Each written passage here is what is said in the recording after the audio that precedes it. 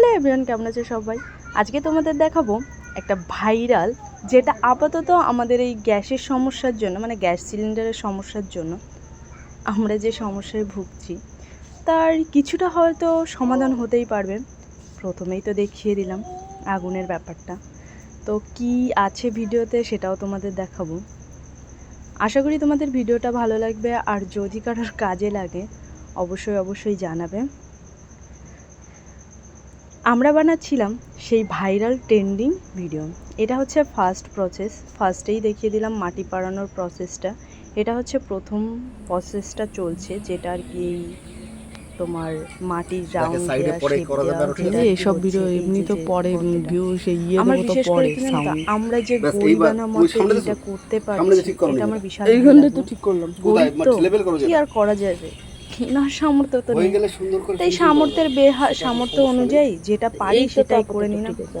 ইট আর মাটি, বিশেষ করে আমরা কাঠের চুলায় খাওয়াটা অনেকটা দিন হয়ে গেছে, গ্যাসের কারণে অনেকেই বন্ধ করে দিয়েছি।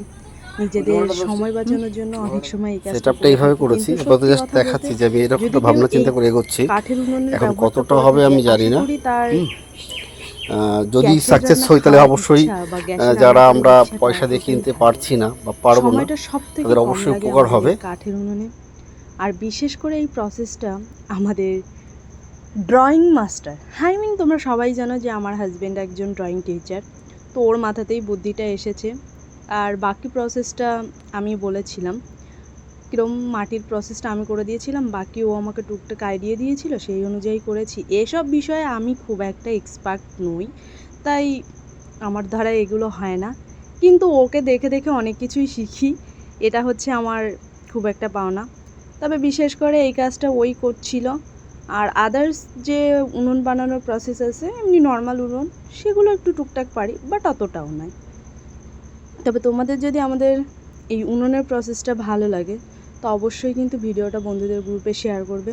অবশ্যই আজকে আমরা ট্রাই করছি, জানি না কতটা কি সম্ভব হবে, তবে আমি ভিডিওতে এই কথাটাই বলছি।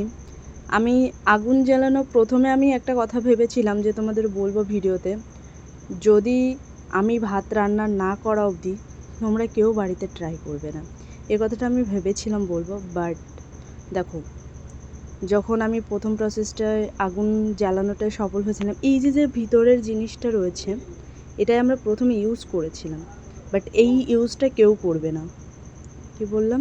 এই ইউজটা কেউ করবে না, এটার জায়গায় তোমরা অন্য কিছু ইউজ করো, যেরকম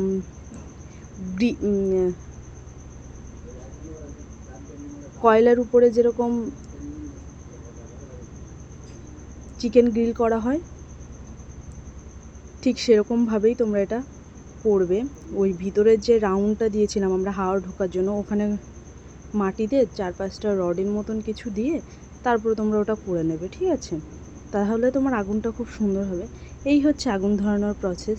অনেকগুলো প্রসেস বাই প্রসেস তোমাদের আমরা দেখিয়ে দিলাম কিভাবে কি হচ্ছে। আমরা প্রথম দিকে একটুখানি দেখো আগুনটা জ্বলছে আগুনের মতন করে, তো আমার বেশ ভালো লেগেছে, কারণ এই সাকসেসটা যে আমরা পেয়েছি আর এতটা ভালোভাবে করতে পারবো আমরা কখনো বুঝতে পারিনি। তো আশা করি তোমাদের আমাদের মতন গরিব যারা আছে তাদের হয়তো ভিডিওটা অনেকটা কাজে লাগবে। আর বেসিক্যালি তোমাদের যদি বানাতে খুব অসুবিধা হয় তো অবশ্যই আমাদের কমেন্ট বক্সে কমেন্ট করতে পারো, আর বাড়িতে গিয়ে বানিয়ে দিতে হয় তো আমরা সেটাও দেবো, কোনো প্রবলেম নেই। তোমরা জাস্ট কমেন্ট করো। টাটা।